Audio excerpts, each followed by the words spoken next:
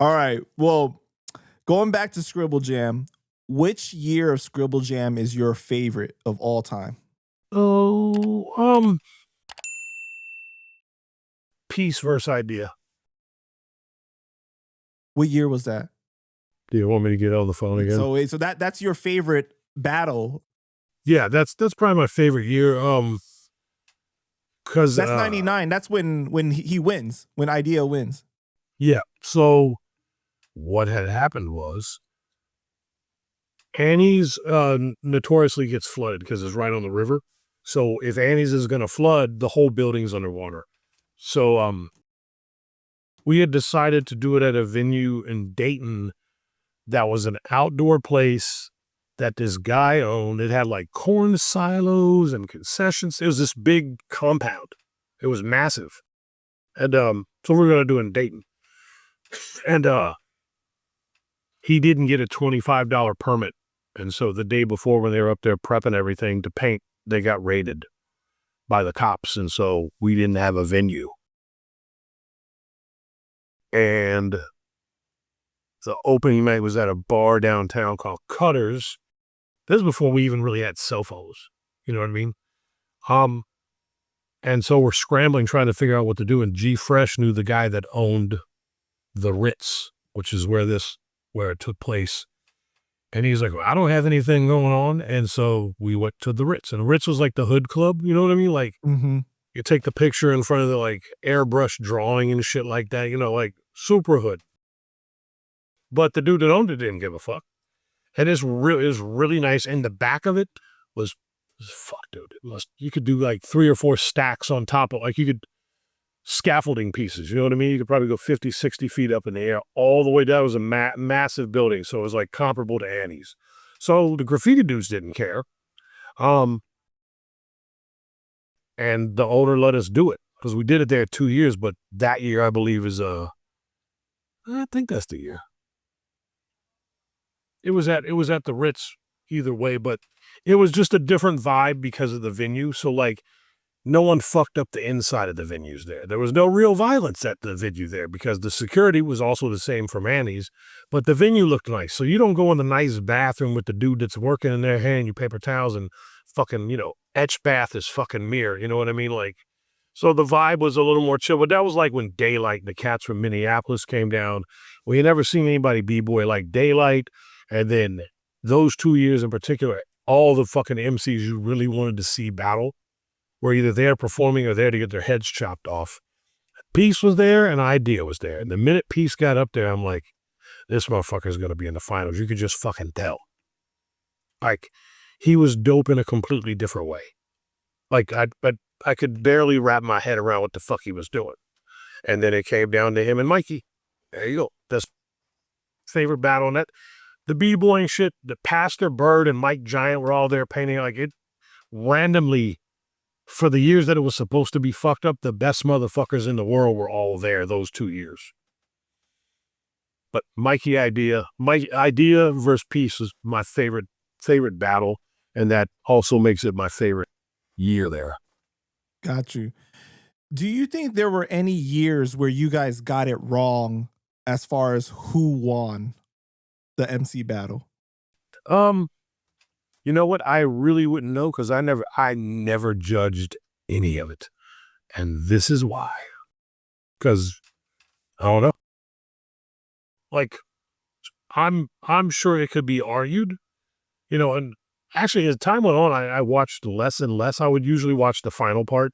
I wasn't going to sit through the 4 hours of let's get to the part where now it's just really dope cats in any of the battles.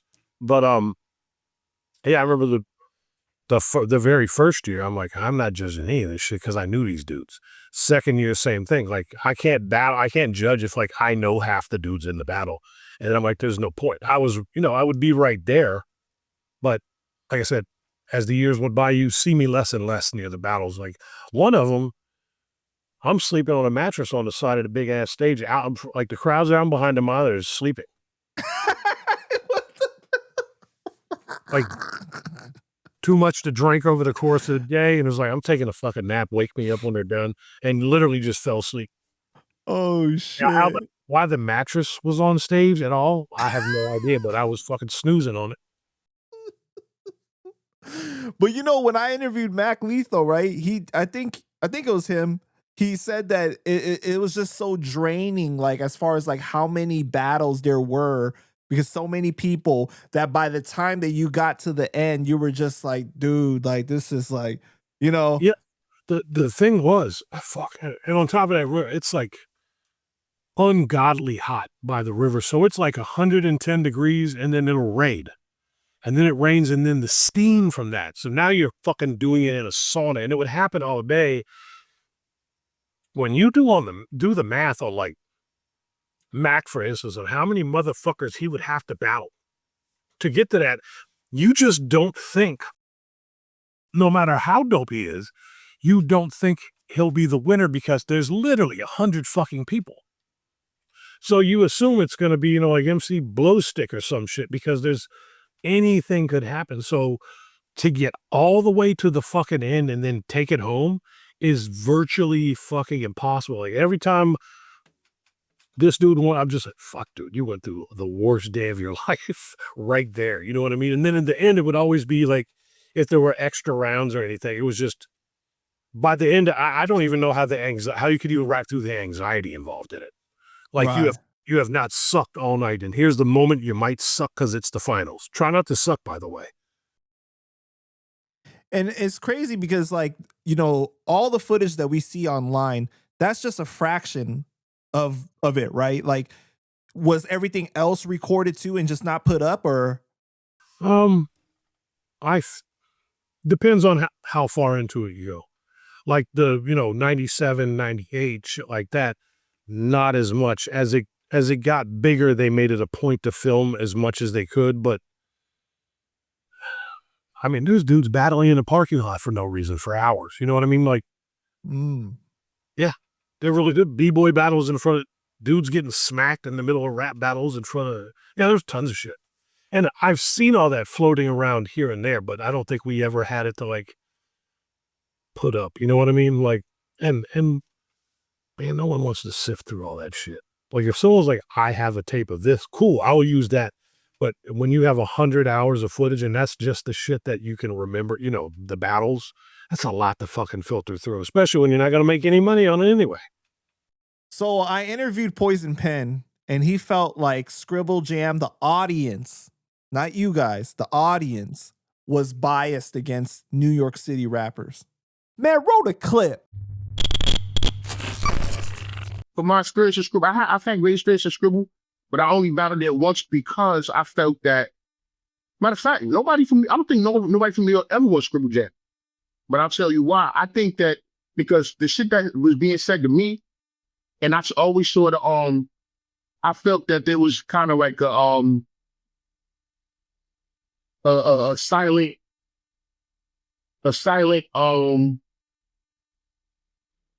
pushback with New York. I don't think they wanted to accept us as much as, you know what I mean? Because you were asking about that quote unquote nerd shit before. Like my thing is this. I could qualify certain things that we do as nerd shit, but you also can't, that doesn't negate what I am, where I'm from, and what I've done. Like I'm still from the style. I still got a history. I'm just not a dummy. You know what I'm saying? So, but to them, all they saw, because when I pulled the Scribble Jam, they're like, I'm from the style. Like it was a bunch of, it was way more white people than I was used to seeing at battles and shit like that. Not saying I never see white. I'm from Brooklyn. There's white people all over the place. But it like at that time, to see the whole concentration of a lot of white rappers was different to me. Yeah, at the time. So think about You're it. also playing for a different audience too, then. Right. So these are like a lot of them is like, and people from all over, but it was like a lot of Midwest white people. And I'm not saying that as a bad, I'm just talking about the demographic that was there. I'm not saying it sitting on them. So a lot of them, and I'm pulling up, I got on sweats, I got on my fucking bandana tie, that shit. They looking at me like, this ain't gonna come to shoot the place up or he coming to rap. You know what I'm saying? Because I'm looking like I'm dressing how I dress in my hood. I'm conducting myself, and it was always a underlying like, oh, like they didn't. appreciate the quote unquote street aspect as much. And I'm from the street. I'm smart, but I'm from the street. So like I'm gonna use all my I'm gonna do the I'm gonna intimidate you too. It is what it is. And they didn't really like shit like that. You know what I'm saying? They wasn't geared towards that. They really like, and a lot of people have like a kind of like a vendetta against New York. Like nobody wanted to see New York motherfucking get to it. But I guess that's because we you know, controlled the narrative for so many years. So when people finally people were finally able to utilize their voice, they like, nah, we're gonna take this and run with it. Like y'all had enough of that. We had enough of y'all in New York. Give somebody else a That's how I feel. chance, type of shit. Right. So like New Yorkers battling. I didn't see a lot of New Yorkers go far battling. Like I don't think nobody ever won. But as far as performing and getting love and making money, Scribble Jam was wonderful. That's why I went every year for probably at least 7, 8 years. However many years I went, probably that many times, probably maybe 5, 6 years, whatever. How many years I used to go every year, because even though when it came to the battling, they weren't really they really weren't vibing with us. But when it came to the music and when it came to the performances and when it came to getting this merch off, they were 1,000% on board with us. So I made a lot of money and a lot of friends on doing the Scribble Jam thing. The Scribble Jam was a very important part of the that battle rap history. I